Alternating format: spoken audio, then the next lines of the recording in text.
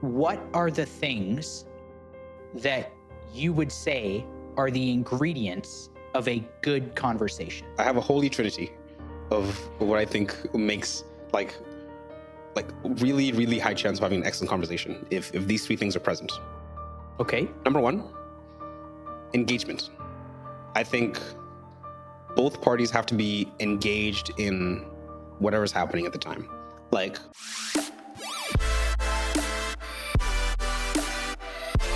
Hello, and welcome back to It's Only Up From Here. Abel, how are you doing? man, I am doing well. It's been a good week. We're kind of like back in the office in full capacity.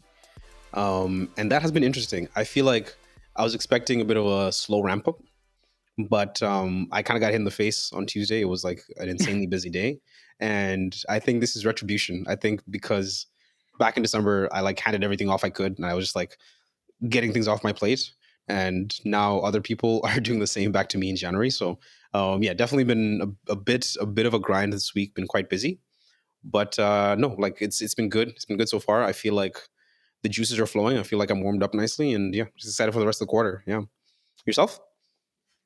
I'm good. I'm good. I can relate, and I feel like I may have stretched myself a little bit thin.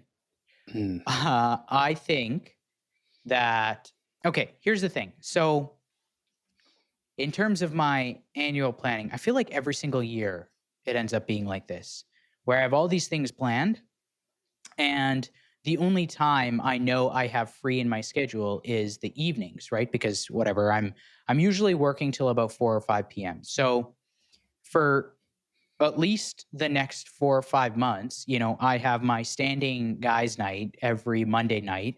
I teach at the university college every Tuesday night for 3 hours, and then we are recording on Wednesday nights.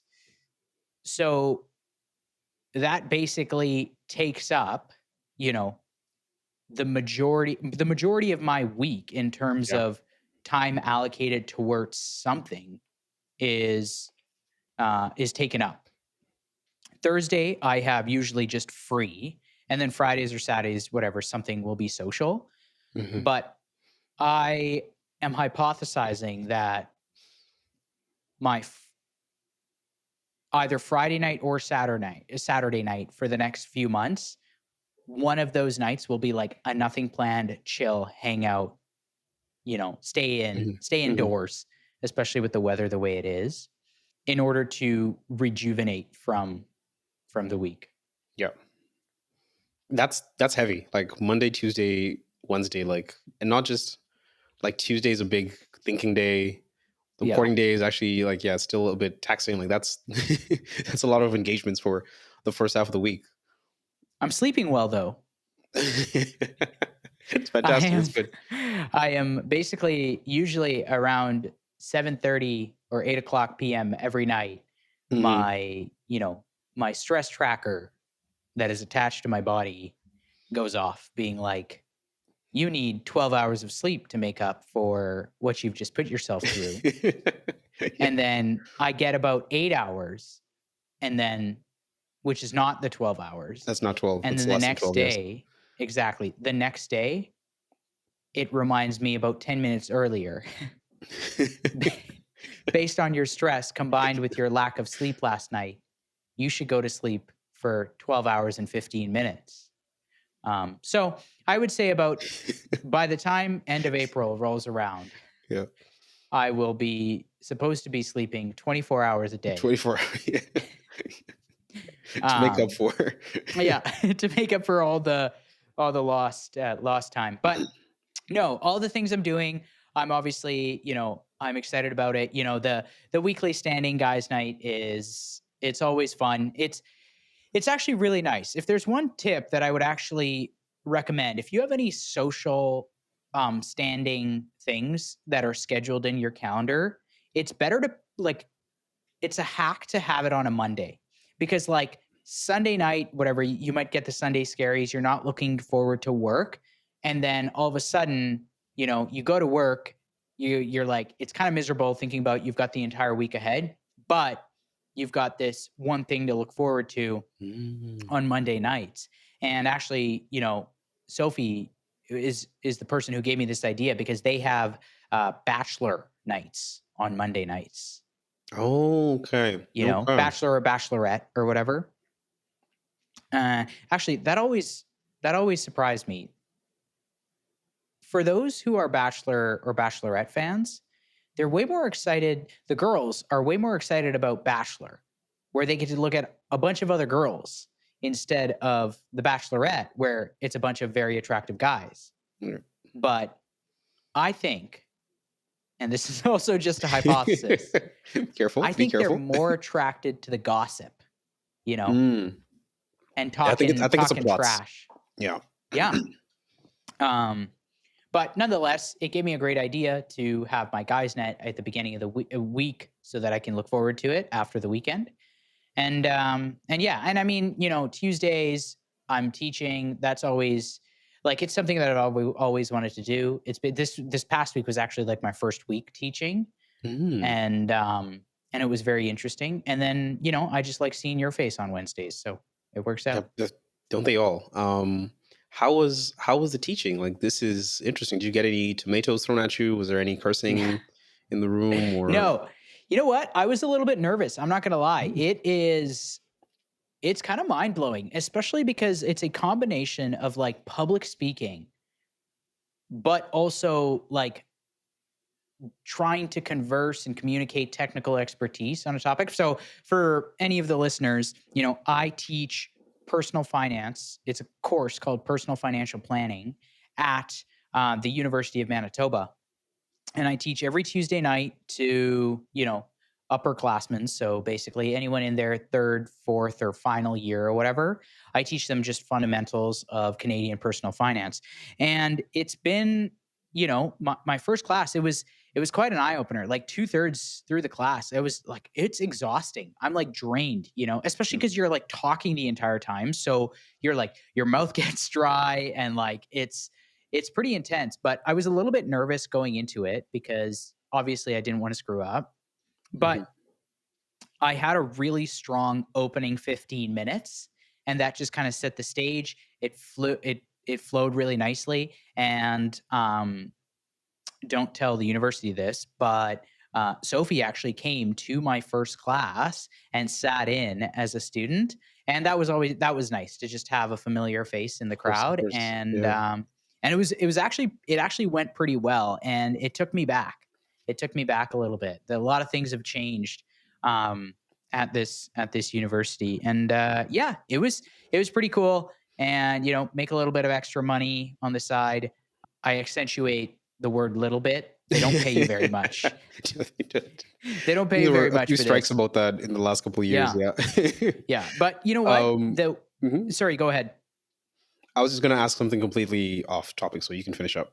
Oh no, all I was gonna say, it's like I'm taking this as a really cool learning opportunity to get better at, public speaking, conversing, communicating topics about personal Hmm. finance, which is literally what I do for a living. But like Tuesdays, when I spend 8 hours talking about money, I get like a 2-hour break, and then I spend the next 3 hours talking about money. Yeah. It's man, I by the end of this semester, I'm just gonna know everything about Yep. everything Yep. when it comes to money. So, I mean, that's kind of why I'm doing it, and who knows if it'll continue after this semester. But it is definitely a little bit rewarding because you see a bunch of these young people who are going to be graduating soon and then entering the world of personal finance, and it's nice to kind of give them a little bit of a boost or like a little like springboard at the Hmm. beginning Hmm. of their long careers ahead. That's amazing. Yeah. Two things. First of all, did you manage to convert Sophie into like a real student? Is she now actually going to switch careers into financial planning by any chance, or it was not successful No, there? no, because Okay. she has an in-house financial planner that she doesn't need to Fair. worry about. Fair. So, it's No like, exams necessary for her. yeah, no, Okay. which is like, I don't know, perfect. Like if your wife was a if your wife was a professional chef, would you would you try to learn how to cook? Fair. You know what? This is Yeah. this is a good point. Yeah. So Okay. I feel like she just came for the moral support, but she was really into it. Yeah. Just a precursor. My first class, it was really all about, before we get into the fundamentals of financial planning, it's very important to understand your vision and your values to direct, your financial decision making. Because you know the definition of good financial decision making is making prompt decisions based on your values in the environment of uncertain assumptions, right? Like, or uncertain futures, right? So that is the definition of good financial decision making, is being quick with your decisions because they are based on your values. And if you can do that in an uncertain environment, you're Hmm. likely to be pretty good with your finances, right? So the idea of, like, the way I built out the course is like, the if you think about the successful financial planning pyramid, okay, the bottom, like the foundation of it, is your values, right? It's like the why you do what you do, and what matters to you most. And then on top of that sits your vision, which is basically your values. It's an imagination of your values materialized in real life. So the vision that sits on top of your values, that's where you answer questions like, in 10 years time, if you made all the right moves with your finances, what would that look like? What would your dream life look like that is in accordance with your values, right? So if you can lock down those two parts of the pyramid and figure out some sort of direction and why you're moving towards that direction, the very top of the pyramid just sits actual financial planning, which is like the tools and the strategies Hmm. of Hmm. what you need to do. So the bottom is the why you're doing it. The layer on top of that is what you're working towards, and the very very top and the tip of the pyramid is how you're going to get there. Hmm. Hmm. Very cool. All right. I feel like we got a bit of that lesson for free. This is cool. I Yeah, like this. yeah. There you go. There you go. Boom. I will send you the bill. No, no. You know what though? Like I said, it took me back, and it was a very interesting experience because not only did I kind of, re-envision myself as a student again, it was very cool. And I'm also, I'm only like 8 years older than these people, right? Hmm. So Hmm. it's not so far fetched. So I think that helped because they were able to relate to me a little bit. I was 100%. able to like re-envision myself kind of as a student again. And actually, that took me back to that time where I went through this big transitionary period, in our lives. We talked about this in the past couple of episodes, of where you go through this time in your 20s where so many things are changing, and then you have a lot of these life-changing moments, right? And that actually is one thing that the thing that I wanted to talk about in this episode is this idea of having life-changing conversations, right? Because in your 20s, you meet so many people, and you get exposed to so many new people every single year, because each year your environment, your surroundings, and your decisions are so different than the year before, which just naturally exposes you to so many people. And because of that, right, the chances of you obviously having a bunch of conversations with new people and people who've been in your life about new topics and things like that, it it sets like a little bit of a foundation for potentially having these life-changing conversations. So that's, ideally what I would like to talk about in this episode is, almost, if we were to able to brainstorm based on our personal experiences, how to create or how to have life-changing conversations, we can go from there. Interesting. Okay. And so just to clarify, we're specifically talking about that class of conversation, not necessarily just like excellent conversations. Or is that That's also part of that, the scope? that's a good point. That's a good point. Okay, maybe we should differentiate between what is a good conversation versus what is a life-changing conversation. Okay. How would you define the difference between a good conversation or an excellent conversation and a life-changing conversation? Oof. Okay. Because this is already going in a direction that I was not prepared for. So this is great. Um, so initially, the stuff that I have written down is more leaning towards the excellent conversation side, right? Nice. Because the stuff that I have written down Mhm. is on how to have life-changing conversations. Fantastic. And of course, there will be a ton of overlap. Yep. But I guess if I were to, like, obviously, same thing, right? Like, a life changing conversation almost necessarily has to be excellent in some way. And I feel like a lot of excellent conversations have the potential to be life changing depending on the topic.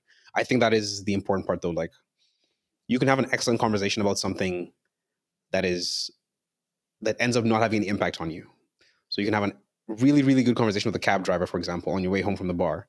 And it's the kind of conversation like it sticks with you mentally just because it was lovely and beautiful and you learned a lot about this person and it was exactly what you needed at the time. But it might not exactly be life changing and like, like there were takeaways and things that impacted you and you rethought or something else like that happened. And so I think an excellent conversation is not necessarily a life changing one, but I think life changing conversations almost have to be excellent in some way. Does that make sense? Yeah. Yeah, I don't think they're mutually exclusive, right? Definitely not. Yeah. I think that, They're quite related, there's a actually. yeah, there's a ton of overlap, I would Yeah. say, in between, call it the fundamentals of a good conversation. And I would say the chances of having a life-changing conversation is significantly higher when you're just having good conversations in general. Fantastic. Okay. I agree. So I would say, okay, what are the things Hmm. that you would say are the ingredients of a good conversation?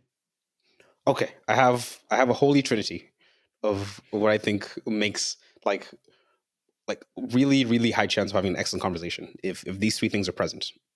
Okay. Number one, engagement. I think both parties have to be engaged in whatever's happening at the time. Like I was asked about this yesterday, about like like what's it feels like it's almost a given, but the way I think about it is like to kind of give an example, so kind of like as a student is that one student in class who's participating for participation marks, like that's the only reason why they put their hands up. Oh yeah, So yeah, dude, 20% of my course is participation, and I yeah, swear to God, there were like 5 kids who were just literally raising their hand and just making noises and then putting their yeah. hand down. Yeah, yeah, exactly. I think Yeah. you can have a conversation with someone where like sure it's good and like that's the level that you're at where you're just kind of like participating in this conversation. But I think when I say engagement, I mean more. I mean in the way of like that top achieving kid in class who's like making connections between various ideas of like what's happening, who's bringing things in from their own experience, who's really trying to like play with what's being put in front of them and really trying to understand it. I think that's the engagement I mean. I mean like full engagement in the way of like I'm an agent in this conversation and I am trying to really, really like understand what's happening here. I think that type of engagement is really key, to having an excellent conversation because that just it brings so many ideas. I think ideas are so important, and the more engaged you are, I think the better ideas you can have. Right. So that's number one for me. How does that feel to you? What are you thinking? Yeah, engagement is key for sure. I mean, I think from the perspective of what engagement looks like, Mhm. it's I would say 2 people are fully understanding and responding to what has just been said to them on the topic rather than 2 people who are saying what is on their mind one Mhm, after mhm. each other. Yeah. I think engagement, just like I feel like just like when you I feel like I don't know if the parallel to getting married is the same thing, but it's like I feel like when you think about the idea of engagement is like you are 2 people coming as one. Like Mhm, it's mhm, 2 ideas coming as one rather than 2 ideas or thoughts coming sitting beside each other, right? mhm. It's I like agree. engagement is like this natural I think it's like this natural the quality engagement looks like this natural dance between 2 people's thoughts, Yep. being communicated to each other and 100%. listening to each other, right? So I would say absolutely engagement is there. Fantastic. Okay, we're off to a good start. I'm gonna skip to number three because I think number two is quite good. So I'm gonna skip to number three. Oh, okay. Number three is I couldn't find the word that like really encapsulates this idea. So I have three different words, but it's all for the same idea. So number three, I have openness, vulnerability / honesty.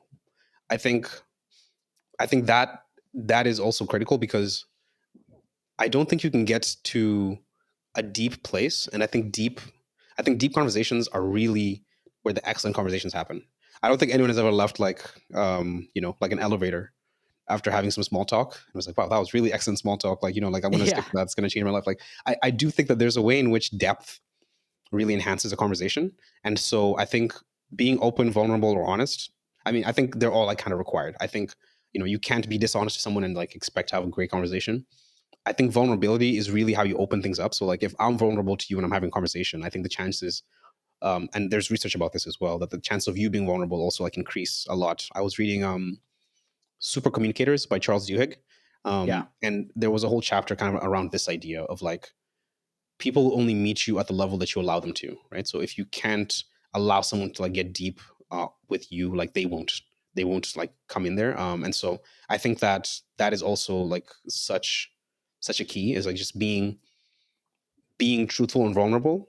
I think will really open the doors to having some excellent conversations. And I think back to my conversations and the times when I was a little bit uncomfortable about sharing something because like I'm a bit closed off sometimes about certain things, but like I allowed myself to be vulnerable. I allowed myself to open up and be honest. I think those are just like the ones that really stick with me. Like just some of my favorite conversations ever were the ones where I felt like I was exposing myself a little bit. But like if you're with the right people, it just enhances the situation. So that's my Okay. my second submission. Hmm. Okay. Okay. I have a couple of thoughts on that. So number one's a question. What are your thoughts on small talk? Necessary, not great. Okay. I think you have to have small talk. I think it's one of those things where you can't always avoid it. And I think it's necessary because it also leads to deeper things. So like you can't just start off with someone on like tell me about your family's divorce. Like I feel like you need to build up a little bit. So I do think that as much as it gets hate, like I think we all agree that small talk is necessary sometimes. Yeah. What about you? What do you think? Yeah, you know what? Similarly, like I freaking hate small talk. Like honestly, it I think it outside of bridging the gap between deep talk, it doesn't really serve very much of like a purpose in conversations. And this is the second thought that I had, and that's why I wanted to kind of get your perspective on this idea of small talk is I think this is a pretty obvious statement, but I think the amount of small talk, right, is dependent on how well you know someone, Yeah. right? And because of that, with naturally time being our limits, time being our limit parameters, right? This means that for speaking with someone who you don't really know, whether it's an acquaintance or a stranger, the and if you only have, let's say, an hour to talk to them, small talk takes up more of small talk would naturally just take up more of the conversation, right? Hmm. Which leaves an amount of time that is significantly less to get into the deep talk, right? So I think this ever growing challenge or this ever present challenge in our society for people who are even remotely interested in thinking deeper about things like like the stuff that we talk about this on the podcast. I think our challenge is how do I change small talk in a way where it is short, quick, concise, and does the best, you know, it possible like we do the best we can to like accelerate the small talk to get to the deep talk given our limited amount of time available, right? I think that's just like this ever growing challenge for people who want to have, good conversations. And then to that, this is where, I would kind of push back on what you said. It's like, does that mean you can't have good conversations with people you don't know very well simply because small talk, the required amount of small talk is just so much more. Hmm. Does that make Hmm. sense? That makes sense, but I would say like you're not saying um that it's impossible to have a good conversation with someone you barely know. You're just saying it's potentially more difficult to get to the place where it gets excellent, right? Because No, if yeah, the small yeah. talk is necessary. Hmm. Yeah, like I feel like sorry, you said you know, your second point of what makes a good conversation is uh a huge piece of that is the vulnerability, right? Hmm. Hmm. And you know, to lead into the conversation where you can be vulnerable, there's a certain amount of small talk that you need like you said, you can't just get into asking someone about a recent divorce right Yeah. away. There needs to be some sort of small talk in that time, right? With someone who you know really well, that small talk could be as like quick as like a couple of questions or like a couple of minutes, and then you can go deep into something that would create that space for vulnerability or prompt that vulnerability. But for someone who you barely know, the small talk needs to be longer, which Hmm. means the environment for having a good conversation it's just limited because of the amount of time you need to devote to this seemingly mandatory small talk. I would say yes. I would say like if you're looking at this probabilistically, like it is more difficult for sure with people you don't know because yeah, you do need to put in that foundation. There Mhm. are people, however, there are people that I know who like they will tell you like right off the bat, like you know how often you start something, they're like, "Hey, how are you doing?" And what you expect back is, "Oh no, I'm doing fantastic." Yeah, I'm fine. And who would say, "Oh no, it's horrible right now." You know, like he's Yeah. like, "No small talk. Let me tell you exactly what's going on." I think that's a skill. I think it's rare, but I think it is fantastic. Mm, but even sometimes I think about even like for example, I use the example of being in like a cab or an Uber. I've been in these rides where it's like maybe 20 minutes. But we just happened to speak about something that was really salient to both of us. Like for example, this one person he mentioned he was an immigrant from Eastern Africa. This was I was in an Uber in Australia. I was heading to Sydney, and this gentleman in the taxi just mentioned that he was from Eastern Africa. And so I just started asking questions. Oh yeah, me as well. Like it's something that we immediately had a connection with. And I think like in that, like then he could feel vulnerable with that topic because we have that similar ground. Like we have similar ground there. So sure, I couldn't Yeah. ask him about like, for example, like his relationship status or things like that. But I do think that in that instance, like we had a fantastic conversation, and it was because we found this place where we could both be vulnerable. We could both talk about, like our upbringings in Africa and how that's changed us. We could talk about how his career there in like he was a footballer. It was actually just such a cool talk. He was a footballer, and then eventually, like just because he was in his 40s now, so he aged out of the career. And then his family moved. He moved with his wife and his kids, and now he was teaching them to play football. And he like showed me a picture of his daughter on like who was playing soccer like a game. Like it was so fantastic. It was just such a beautiful conversation. And so yeah, I think that there are avenues you can take regardless of how much time you have. But definitely like the small talk is what led up to that. Like I just noticed that there was something in his car that was like a soccer thing. And then oh no, it was a flag of the country he was from. I think he was Congolese. And then yeah, that's kind of what led to it. So um like you said, like if you can be strategic with your small talk, yeah, I think you can totally like speed up how fast you can get into the good stuff. Yeah, I 100%. And that was kind of the point that I was alluding, that I wanted us to kind of allude to is Hmm. Hmm. you can make I feel like you can make the purpose of small talk, I truly believe, is to figure out how quickly you can reach some sort of common ground that you can use to enter into a deep talk, Hmm. right? I think that good small talk is this like big, wide cast net that's thrown out there for basically where you're fishing for things that you have immediate common ground for, and then you can get pretty deep. And this is funny, right? Because like for example, for me, literally my career, I'm constantly talking to people about arguably the most vulnerable area of their life, right? Like their money, their personal, and it's not just money generally, it's literally their personal finances. And it's funny how like you know, when we enter, when we start a meeting, it's like both of us know that we're there to talk about something fairly deep, but the normal like talk about like weather or how was your week or Hmm. where do you do it, like all that Their random sports stuff. teams. Yeah, all that stuff, it's just like prolonging the time until we get deep. So one of these tactics I've just used to just like get rid of that immediately has just been like right at the beginning of the meeting, I always just say, and my old boss taught me this. He's like, you know, he always said this. He's like, all right, I don't want to keep you here all day. So let's just get right into it.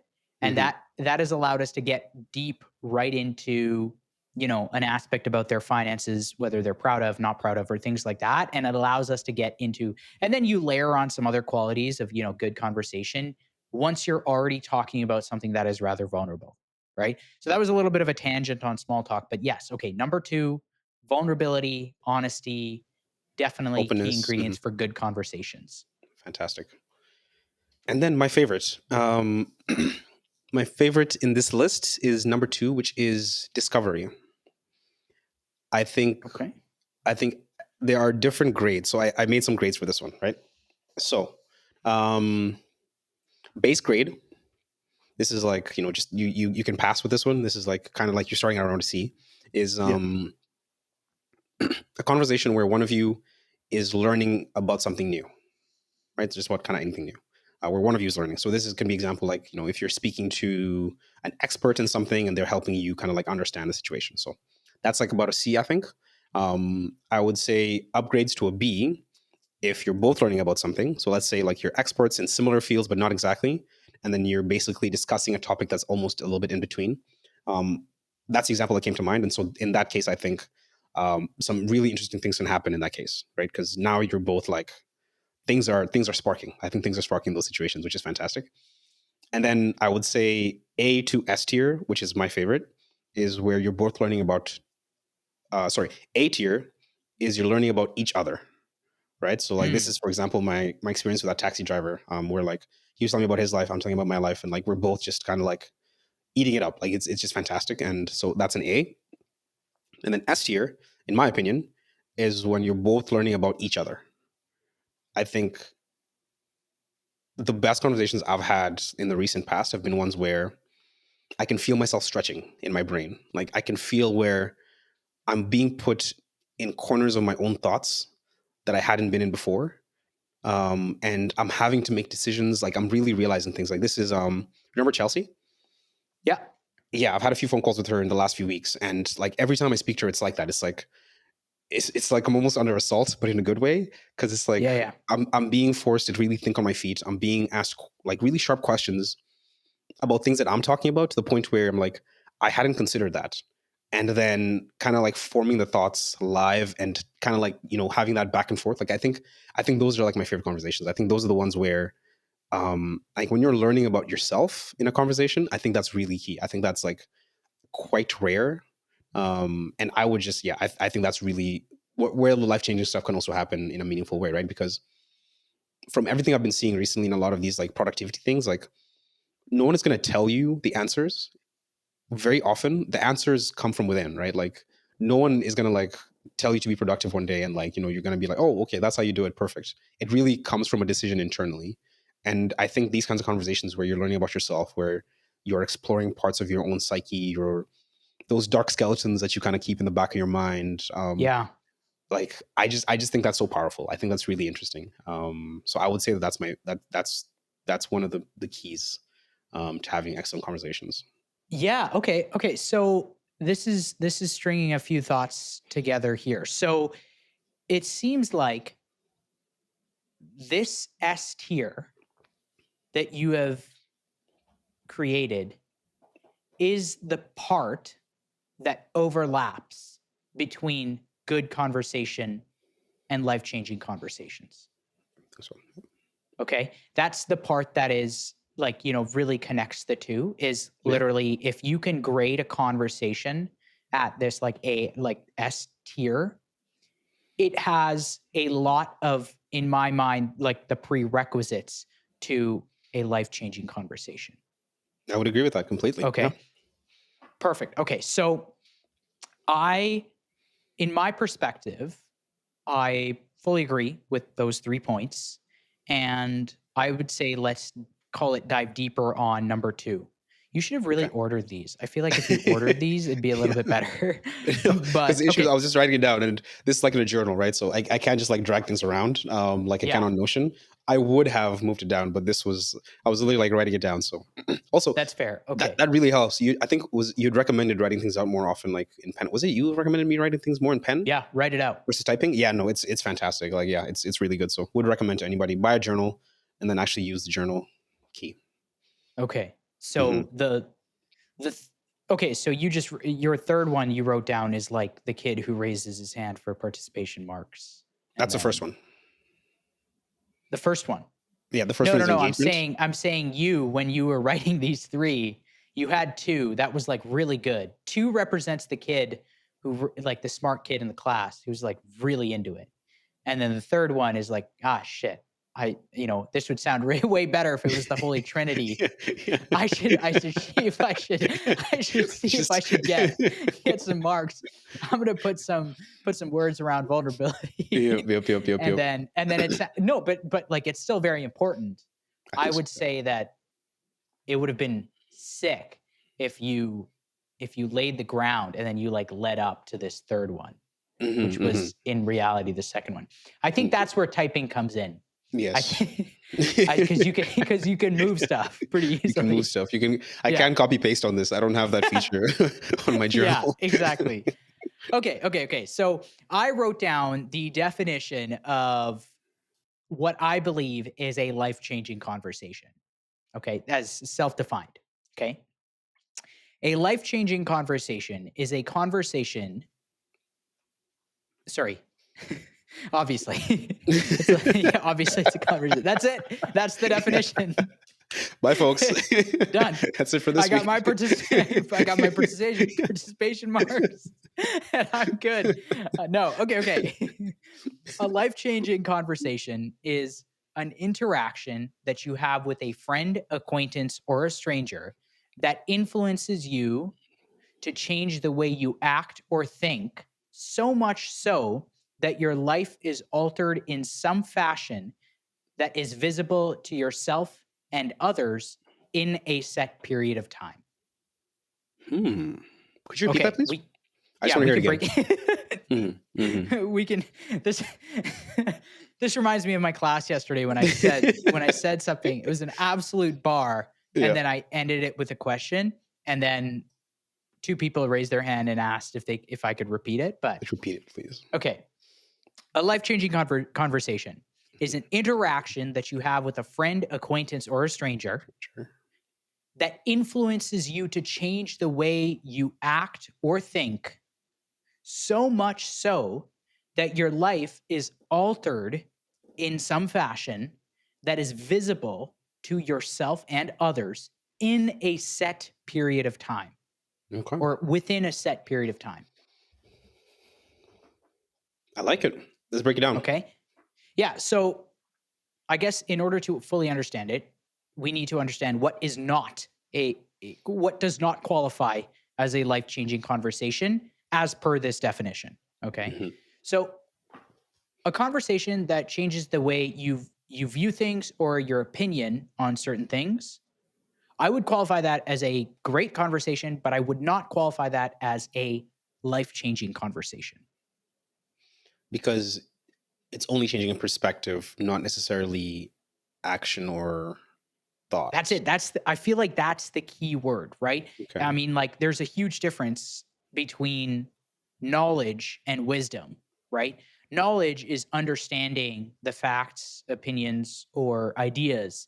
Wisdom is taking that and then applying it to your daily life and taking action on that, right? That's Hmm. I guess whatever the definition in terms of or how I view the difference between um knowledge and wisdom, or whatever, intelligent and smart. Like there's different aspects, but I feel like the difference between a great conversation, um, and a life changing one is that action piece. So I think that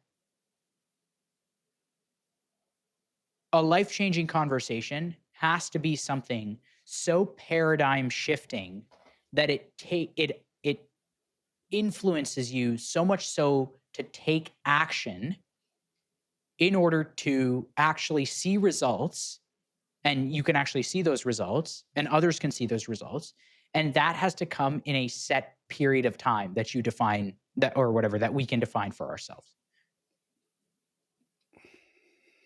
and that can come from stranger, friend, or acquaintance. This is really interesting. Okay.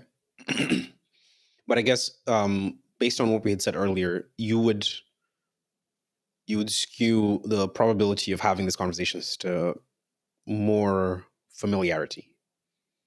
Like the more you know someone, the more likely you are to have a life changing conversation. Or do you think it's kind of open ended? Because I don't feel too strongly about that point, but I don't know. I think I'm curious about what Yeah. your perspective is. Yeah, I mean, like I think, it's crazy. Like this word, like the idea or something to be life changing, right? I feel like it's a little bit overused, Hmm. but in its own definition, it's basically something that actually changes your life. And I feel like for a conversation to change your life, it has to be, it has to, there needs to be some sort of action to take from it, right? Like I feel like a conversation itself doesn't particularly impact your life in any way other than if it gives you a certain piece of information that, influences you or forces you to take action. Hmm. So, you know, when it comes to your question of like, okay, I feel like, yes, obviously your chances of having a life changing conversation does go up the deeper your relationship is with a particular individual. However, I think, you alluded to this earlier. I think the chances of having a particular life changing conversation is also greatly impacted by where you're at in your life or the timing in your life, right? Just like a book, all books are good, but life changing books are the ones that you read at the right time At in the your right life, time. Yeah. No. right? So I feel like there's an element of conversations that is similar in that sense, but like I'll give you an example. Okay. So like, one of, uh, if I were to look back at my own life and think about, my the life changing conversations that I have experienced, the one that stands out the most is when, back when I was in consulting and I had a conversation with my mentor at the time. His name was Dan. And we were talking about, yeah, and this was a point in time where, I was 6 months into my career post graduation and I had such a long road ahead, right? I just graduated. I was looking basically at this I was still, call it, in transit into this next part of my life, right? Because I was figuring everything out, Hmm. trying to figure out how I would create, economic or relational value for people. And This is when then, you had moved as just, well, right? Because I think you had yeah, yeah. physically moved out of Winnipeg. 100%. Hmm. I'd left and I'd moved to Toronto/Ottawa, and then I was living there and I was working. And then simply just by having a conversation, I was having a conversation with him and he asked me this one question. He's like, or I guess he didn't ask me the question, but he just told me, he's like, look at the person who is 10 years ahead of you and ask yourself, is that where you want to be? And look at the path that, they took to get there and ask yourself, is the path it is that the path that you want to take? And that simple statement combined with all these other ingredients in my life at the time created the elements of a life-changing conversation, because I took that and based on that, I within 2 weeks after, I handed in my notice, like my resignation notice, and I quit my job, got on this other path, moved to Spain, then reached out to people, ended up in this career, and it genuinely altered my life. It was a single conversation that changed the entire trajectory and course of my future based on, it changed my perspectives and opinions so much so that I took the required action, that was visible to both myself and to others in that given period of time, and I'd seen the results since then. Yeah, yeah, I would say. Yeah. Yeah. I remember it was like 2 months into your time in Spain, and we had a FaceTime, Yeah. and like you had this big beard going, like you were talking about just like how chill life was. It was a very different version of you that we had on that phone call, because I think before that I hadn't seen you while you were in Ottawa in that 6 month Yeah. period, and I think last I'd seen you was literally like at your graduation when you give that killer speech, when you were a valedictorian. And yeah, it was just like I remember I answered the phone and I was like I was shocked a little bit by just like how much it changed. So yes, Oh, I yeah. think that is such a great example. That is, yeah, because that was like aggressive, both in the timeline. I think that happened much faster than like a lot of people would expect, and then Yeah. even just like the amount of change that happened. Like that's really interesting. Are you still in touch with this mentor of yours? Like, does this person know what they did to you, that they kind of like Nope. upended? Okay. That's Nope. He was amazing. an he was an old mentor who worked at the same company at the time, and, Okay, yeah, he was yeah. the guy who I was matched up with, and, we don't really keep in touch. I think I still have but we're probably still connected on LinkedIn and stuff, but LinkedIn. that's it, right?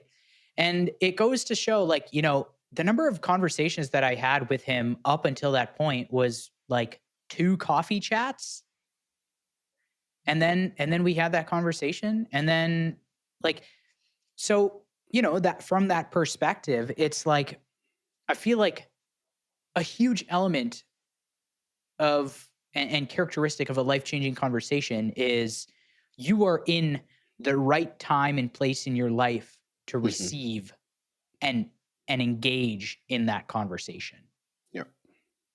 right? So, I don't know. I think, like, in my opinion, it is a life-changing conversation has to have some sort of material impact on your life that is visible to either yourself or others. I'm just sorry. I'm just thinking about your mentor, and like 2 months later, someone asked him like, "Oh, where's Aaron?" He's like, "Oh, I thought I had a coffee chat with him next week." Meanwhile, you're in Spain. Yeah, just This like guy's hair like, "Oh." down to my shoulders, hair down to my shoulders, got a big ass beard. Yeah. It's crazy Yeah. to me. That's so wild to me that he doesn't really realize like what happened. And I think this is a bit of a segue, but that has had a big impact on me. Like that thought that you never know how you're impacting someone. Like Mm. this happened to me when I was just about to graduate university, and I forget the gentleman's name, and probably shouldn't say it anyway. But there was a guy who he was an Asper, and we did a case competition together. It was like my last case comp. This was the IG case competition on my last year. Okay. And so I remember it's like after the trophy chats, the trophies and everything, and we're just chatting with the students. And then he comes up to me and he just mentions that during his first, the initial dinner, the very first one, that you have like when you're first year, Oh, like yeah, yeah, the like the, luncheon. first year luncheon. The first year luncheon, yeah. So when he was doing his first year luncheon, I think I was in my third year or something along those lines. And he just mentioned that like I'd pointed out to him that his tie was a little crooked, and I helped him tie it up nicely. And then I like sent him off because I was like, I was one of the leaders there, because like we did too much. You and I both did way too much in university. Yeah, yeah. Um, and yeah, like he told me that it stuck with him. And he had such a warm place for me in his heart for some reason, and like definitely not to the same effect, like even close. But I think like I had a realization at that point how like you really need to come into each conversation, each interaction with people with like kindness, because you never know how that sticks with someone. Like this was 3 4 years later. I could not have named this man out of a list of random people. Like I did not know who this guy was. But he still kind of like held that with him. And I think that's so important. And in the same way for you and your old mentor, like the fact that he gave you that advice, like maybe it wasn't coming from like a place of kindness, but I think he was being honest with you. I think he was actually trying to Yeah. like give you the tools to like be a better version of yourself. And because of that, like he's had this huge impact on your life, without him even like I don't think he would have any concept that like that was really like what you need at the time. He just kind of brought authenticity to it. And yeah, I think that in the spirit of these like having great conversations, I think it's just so important to approach these things with like kindness. I think it's fantastic. So sorry to take us off on a segue, but I just thought that was really cool. No, no, no, no. That I mean, that totally makes sense, and I definitely I love that. You know, I think about that every single day. Like, I feel like, especially leaving, you know, any sort of like post secondary education, specifically, let's say business school. You know, you leave bright eyed, bushy tailed. You're like, I want to change the world, right? And you have that mentality, you know, going in, and then soon enough you realize that okay, chances are literally not like I say chances are I'm not, the odds are against you to actually, Yeah. you know, significantly change the world. However, every single day you have the opportunity to change someone's world by way of a conversation. And you know, the craziest thing, and I don't want to venture off into, you know, like talking about life-changing advice, but in terms of life-changing conversations, like, man, after I came back and I, you know, was thinking about what the heck I was going to do with the rest of my life, that little piece from that conversation stuck with me so deep, you know, Yeah. cuz I just I just asked myself, okay, look at the person, you know, entering this career I'm in right now, literally 7 years ago, you know, it was like, okay, I was looking at the person who was, you know, or the people who were 10 years ahead of me in their career as a financial planner. And I'm like, and then, you know, it's ask yourself, is that the life that you want? And then you think about the path that they took to get there. And it's like, is that the path that you're willing to take? And just simply just those words sticking into my head, I was like, hell yes. You know, every aspect of that, you know, bit of that conversation has guided and influenced so much of my decisions after that conversation was actually had. Mhm. And I don't know, it's something where I feel as if the level of understanding that it takes to get to a place where you can have a, you know, a life-changing conversation isn't that much, right? Like Mhm. you said, like some prerequisites, you know, in terms of having a good conversation, do whatever you can to get to that S tier. And then that just if you have one of those every single day, you or you could either, you know, have your life changed or you could change someone else's life. And I think that that was actually a pretty good, you know, course or track between okay, baseline knowledge, how to have good conversations, and then let's rev that up into how to have life-changing Yeah. conversations. Yeah. Okay? But I do want to say there's a few things that I wrote down. It's like, okay, what are, you know, what are some of the characteristics of a life-changing conversation? Go. Okay? Um and I wrote those down. So, I feel like if you think about the idea of a life-changing conversation or the outcome of a life-changing conversation, there is some sort of like influence that is coming out, right? So, that being said, I can't help but think that there is an element of sales Hmm. to a life-changing conversation.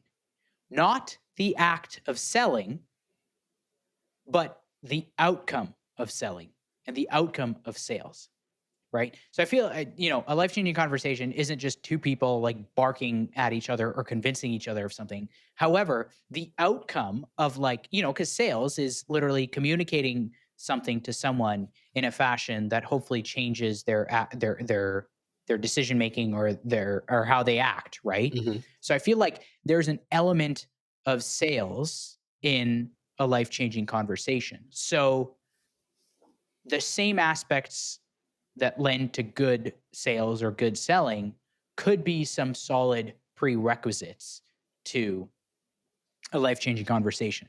So one quote that's always just stuck into my head when it comes to selling is that people don't buy facts, numbers, or history. They buy stories and feelings. So probably, similar to, the conversation you had with this taxi driver or this Uber driver, it's like, you know, so much of connection between two people comes from the power of stories. And that I feel like is also layered onto the idea of vulnerability, right? So I don't know.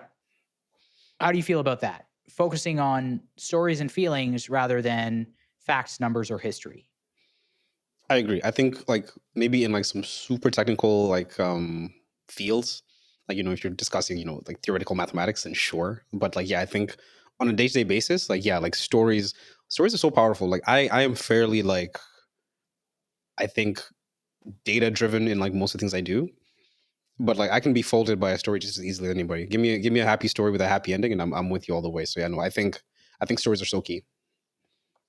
Yeah, I learned that the hard way. Like similar to you, I'm very much data driven, number driven, and I communicate like the idea or like the wonder of, numbers and what happens. And oh my God, the first few years of my career, let me tell you, people don't really care. Especially when you're trying to you're asking them to give you their money, Yeah. right? Like it's only when I started to focus on how to tell really good stories Yeah. and, work on understanding what feelings they're going after rather than what numbers they're going after, did I truly actually start to connect with people to a level that was, vulnerable and opened up this opportunity to have these life-changing conversations, right? So, yeah, that was one thing I wrote down. And then the other thing is, if you hit the right stories and the right feelings, a life changing conversation also invokes a level of emotion, Mm. like you said, salience. Hmm. I like that. I like that. Yeah, I feel like if you have this level of emotion, storytelling, and understanding your and the person's feelings, it's like the perfect pot. It's the perfect pot because think about it, right? Like, let's go back to what you said. Like, yeah, let's say you get through a little bit of small talk and they just bring up their divorce. Okay. And then now there's a few ways that can go. You could kind of Hmm. like back off from it and be like, okay, this might just make them uncomfortable a little bit. But I'm unfortunately not like that. I like getting deep real quick. Yeah. Yeah. um, if if you can somehow relate by, through a story or a personal anecdote, or you understand their feelings, or you simply this is also a side note. One thing that has helped me get out of small talk really quick is simply just asking the question, how do you feel about that? Hmm. And you ask this a lot too. You ask like, it's like, you always ask, how are you really doing? Right. Or you always ask, and how do you feel about that? So Hmm. I take that often to places that I go, or people who I talk with it. It's a great way to segue out of small talk pretty quickly is like, how do you Yeah. feel about Yeah. that? Love that. Love that. But yeah, what were you saying? No, I just think I love that as well. Yeah. I think Oh, emotion is really where you're kind of aiming for. yeah.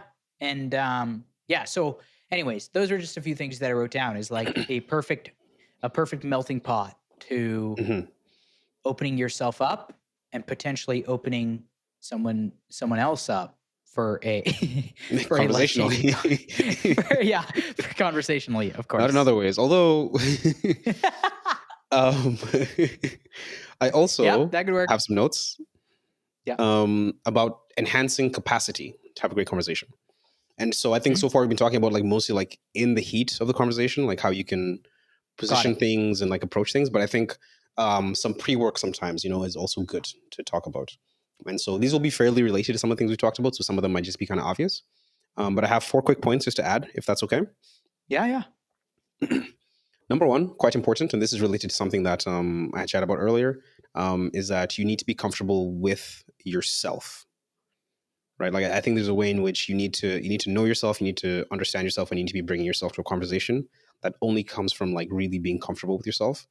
Going back to something that Chelsea said as well is you can only meet someone at the level that they've met themselves, right? And so like if you haven't met Okay. yourself like at a deep level, like it becomes really difficult to have a deep conversation because how do you do the back and forth? How do you ask questions about things that you have no experience of? And so I think getting that comfort with yourself, I think that doing that work, that self work, whether that's like digging into your emotional, your history, or whatever demons you have in your closets, I think that's really important. I think that's a big one. Thoughts so far? Okay. Hmm. One of my favorite phrases is that interested people are interesting. Oh I yeah. think I think if you show interest in someone in a conversation, I think immediately they like you. I think it's like a cheat code. It's fantastic. So I think being interested in what the other person is saying, and that comes with like all the things that comes with like really listen to what they're saying. That comes with thinking about what questions might make them divulge more. I think interested people are interesting. So that's a big one for me as well. Another one that is like one of the things that I see some success with like meeting people and getting to them quite well is just having a wide breadth. Like I think you kind of mentioned earlier how the small talk is kind of like casting a wide net and then seeing kind of Yeah. like where the avenues are. But yeah, to cast that wide net, I think you do have to have like a certain baseline of various experiences, various knowledge, various exploration. Like, sometimes you ever chat with somebody who's done like 100 countries in their lifetime. Like that immediately makes them interesting. That makes them like the kind of person who can have a chat with anybody about anything. Also, if you're well read, if you've just like lived and thought about a lot of things, like I think those are things like having this breadth, like this wideness of experience is kind of a cheat code as well.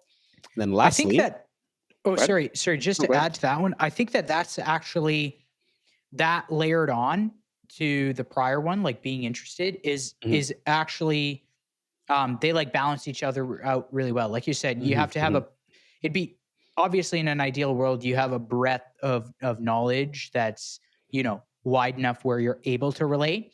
But I mhm, feel like oftentimes where, I get into a conversation where it's just not my domain, I have very little understanding just naturally because I'm a curious person, I tend to ask a lot of questions. It's like, "Oh, wow, mhm, you seem mhm, to A, know about this stuff and B, feel really passionate about this stuff. And I don't know anything about it, but genuinely, I just want to know so that I can arm myself for future conversations where we can mhm, connect really mhm. well." Yeah. Right. So I mean, that's like the perspective of like a polymath, right? Is someone who's like just knows a little bit about pretty much everything in different Yeah. domains. And it's like, 100%. I think that perspective, if you approach the world in that way, it's quite admirable. And if you're in order to do that, the best way to do it is have conversations who are experts at all these things that you want to learn a little bit about. And that Mhm. comes through just, border like baseline interest and curiosity. Right. But anyway, sorry, I just wanted to add on to that. No, that's a fantastic point. And just to also add to that addition is that I think curiosity is trainable. I think sometimes people say like, I am a curious person or I'm not a curious person. I think it's one of those things that is trainable. Like you can make yourself a curious person, and I think you and I like kind of naturally curious, but like it kind of builds upon itself. I find myself more and more curious the more things I find out because things are more interesting, and I keep getting like new perspectives. And it's like the perimeter of my ignorance is growing faster than like my lack of ignorance, if that makes sense. Like the Right. more Yeah. I Yeah. see, the less I know, and so like, but I know what I don't know, and so it's just anyway, it's this weird relationship, higher dimensional, whatever. It's Um, good. the last thing, what does this say?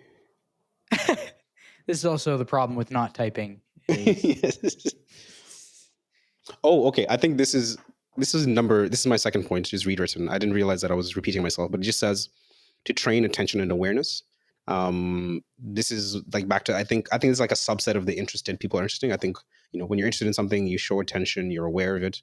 But yeah, I feel like in today's low attention span world, sometimes it's hard to like follow a long thought through. So yeah, like I think the better you can attend to someone who's speaking to you, like whether it's complicated or like long winded or something, like if you can pay attention and like be fully aware of what they're saying, look for like their nonverbal cues sometimes, see what they're interested in, see where like they pique their attention and stuff like that. I think that can only be a good thing.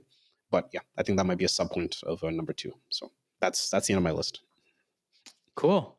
Yep. No, I mean it makes a lot of sense. I think that kind of lends back to the how to have good conversations. A lot of that stuff is Mhm. intertwines really well.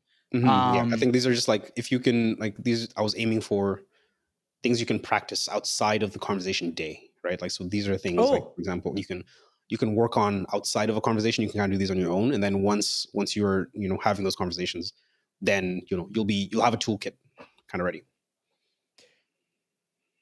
question.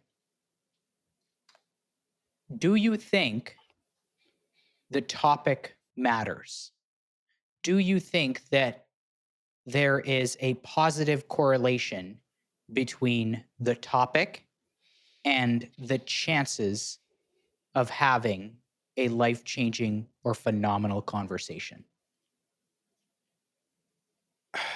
I mean, my first instinct is that there has to be, but I don't know what the answer is. Like I don't know which conversations, for example, which topics would be key. I don't have a good idea of that. Are you of the same mind? Or like, do you think it's also important? Uh, I think from my perspective, the way I approach a lot of conversations now in my life, my definition of going from call it shallow to deep Hmm. is if we get to a state where we are talking about one of these four things. Ooh, okay. Okay. Number one is money. Number two is relationships. Number three is, health or wellness. And number four is mental health. Mm, I think that there is it is a very clear indicator that you have gotten deep with someone if you are talking about one of those four areas in relation to you or them, hmm, hmm. right? So personal, money, finances or career, personal relationships, personal health, or personal mental health. I like that. Yeah. And that could be, in the area of like religion or like spirituality and stuff like that too, that Okay. fourth one. Because But I was about to add philosophy to that because I think going into like the personal philosophies and like those areas like religion and their thoughts about the universe and stuff like that, I think that's also ripe. But yeah, I can see oh, how that's that's also good kind of too. related to health. And But yeah, that's good too. I'll probably, yeah, that's, you could probably add that into it because I don't know how much that layers into mental health per se, but I mean, how you look hmm, at the world, right? In terms of, well, that's what philosophy is, hmm, your hmm. worldview. And I think Yep. that could be separate. But I think if you enter, let's call it into those five domains, you are, it's so much easier to be like, oh, you know what? This reminds me of a story or this reminds me of this thing that I came across and stuff like that, right? And then those could also lead to, things where you agree on, where you have common ground on or disagree on, which, adds more fuel to the fire of the conversation and stuff. But if I think about every single one of the life-changing conversations that I've had in my life, I I genuinely don't think any of them are stories or sorry, are conversations outside of those four domains. Mhm, mhm. Yeah, I So, think so. I think the life changing ones really they because I think those are like the fundamentals of the human experience, mhm. and I think the life changing ones tend to strike at the foundations. So yeah, no, I totally agree with that. Yeah. Okay, so it looks like we mainly agree on this stuff outside of the Yep. fact that we prepared for two different types of conversations. But but no, that's cool, man. Aaron, how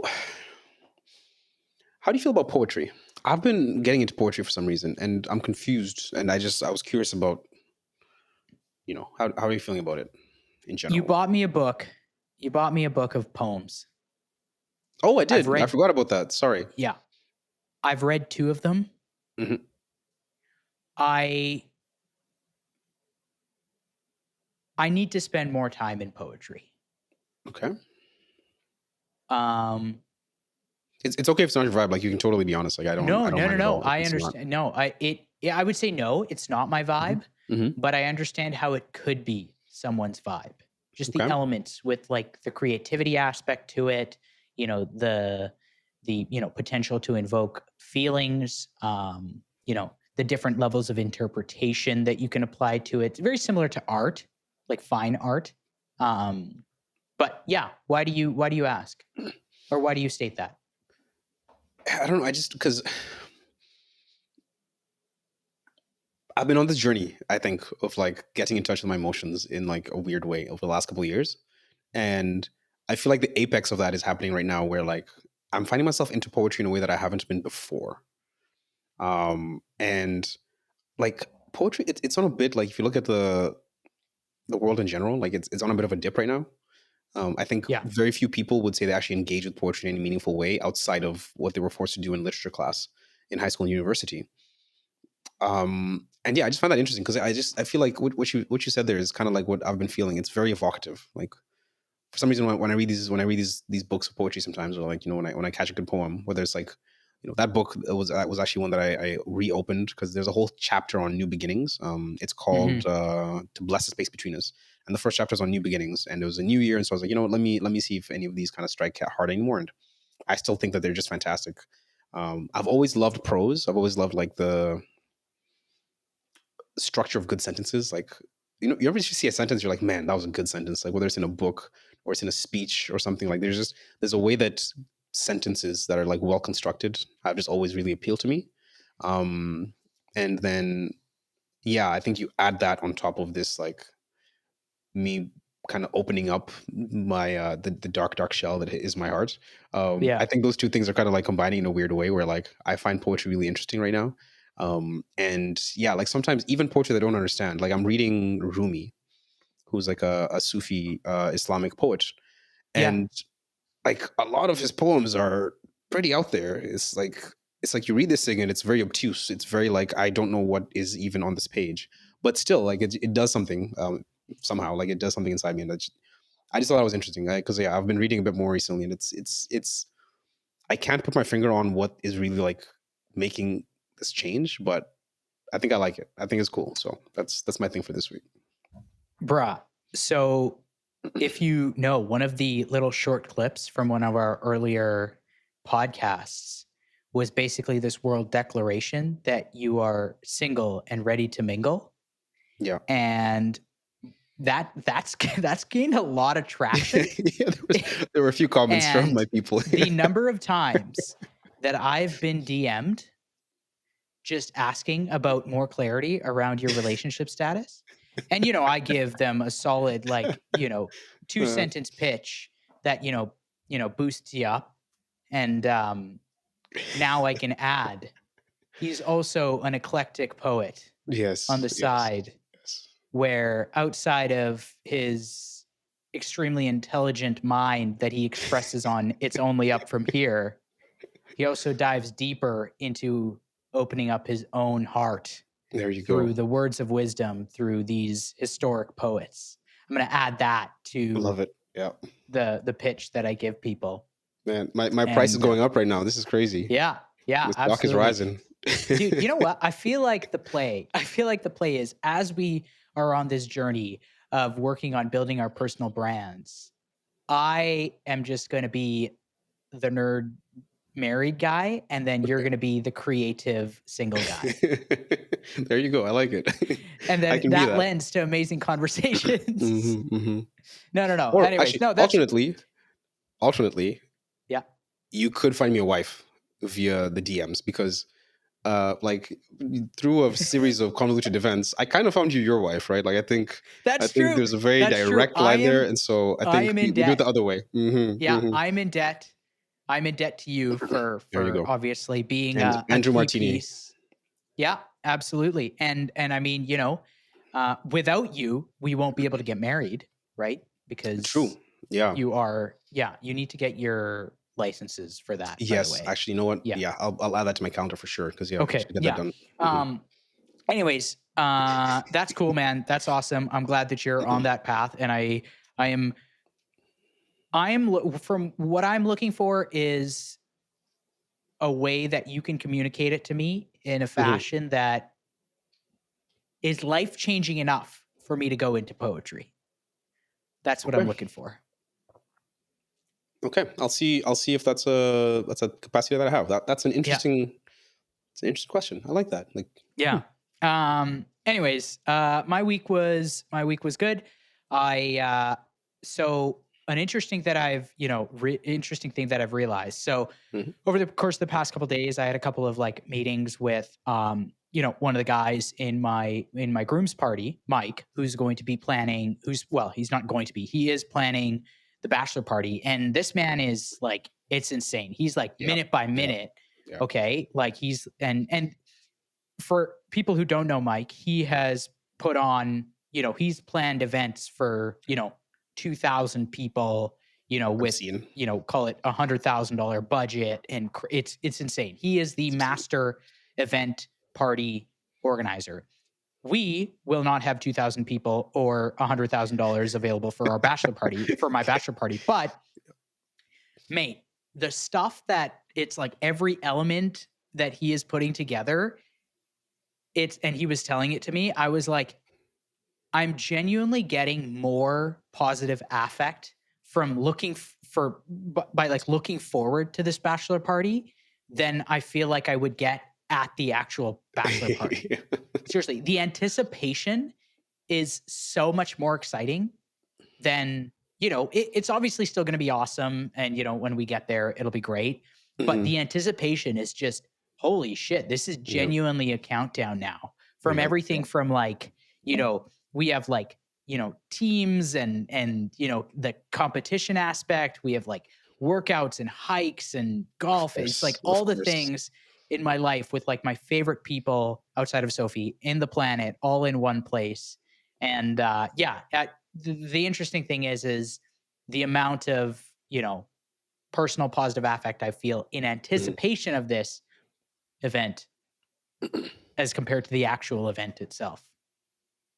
I love it. Have you booked your flight yet? I have not booked my flight yet. No, but I Jesus. will do that ASAP. We have time. That's great.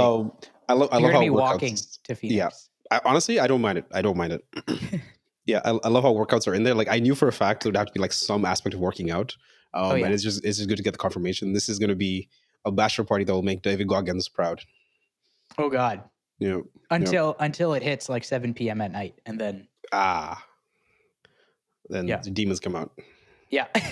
then Abel's dark hearts, close up, and it just shows up. But cool.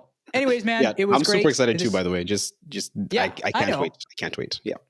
I know. Just a heads up. You're the only one who hasn't booked their flight. But yeah, okay. It's okay. Classic me. Anyways, this was good, man. This was cool. I enjoyed our conversation. I hope you have a good week, and I guess we will check you next week. Fantastic. Thanks so much, man. For anyone else who is still listening, we appreciate you making it this far. If you have any interesting thoughts or opinions on what we talked about today, please feel free to share them in the comments if you're watching on YouTube, or send us an email at hi@itsonlyupfromhere. Send us any questions or comments on this, and then we'll take the feedback to heart, obviously. And tune in, and we will see you next week. Peace. That's all for this week, folks. If you enjoyed this episode, please leave a rating and review on Spotify, Apple Podcasts, or wherever you might be listening to this. And if you're watching this on YouTube, don't forget to hit that subscribe button and the bell icon as well. That way you'll get notified each week as we upload new episodes. If you have a comment about the podcast, or if you have a question for us to use to springboard a future conversation, please email us at hi@itsonlyupfromhere.com. Thank you so much. Have a wonderful week. And don't forget, it's only up from here.